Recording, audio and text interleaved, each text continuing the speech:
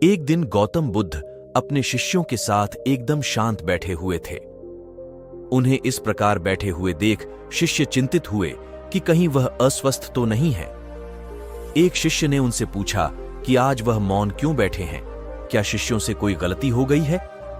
इसी बीच एक अन्य शिष्य ने पूछा कि क्या वह अस्वस्थ हैं, पर बुद्ध मौन रहे। तभी कुछ दूर खड़ा व्यक्ति जोर से चिल्लाया, आज मुझे सभा में बैठने की अनुमति क्यों नहीं दी गई है? बुद्ध आंखें बंद करके ध्यान मग्न हो गए। वह व्यक्ति फिर से चिल्लाया, मुझे प्रवेश की अनुमति क्यों नहीं मिली?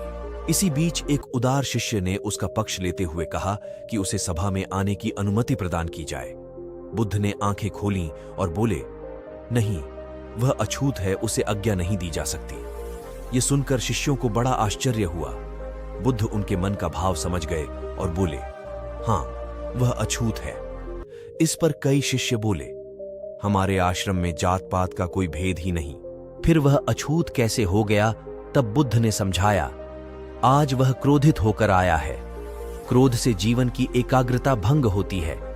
क्रोधी व्यक्ति प्राय मानसिक हिंसा कर बैठता है, इसलिए जब तक वह क्रोध में रहता है तब तक अछूत होता है। इसलिए उसे कुछ समय एकांत में खड़े रहना चाहिए।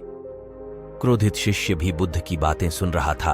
पश्चाताप की अग्नि में तपकर वह समझ चुका था कि अहिंसा ही मनुष्य का महान कर्तव्य व परम धर्म है। वह बुद्ध के चरणों में गिर पड़ा और कभी क्रोध न करने का प्रण लिया। शिक्षा। आशय यह है कि क्रोध के कारण व्यक्ति अनर्थ कर बैठता है और पश्चाताप उसे बाद में होता है, जिसका कोई लाभ नहीं मिलता। इसलिए हमें क्रोध नहीं करना चाहिए।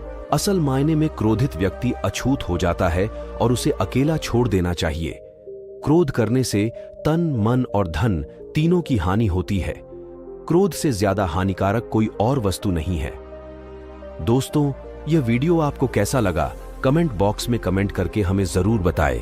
और अगर इस चैनल पर नए हो तो हमारे चैनल को लाइक, शेयर, सब्सक्राइब जरूर करें। धन्यवाद।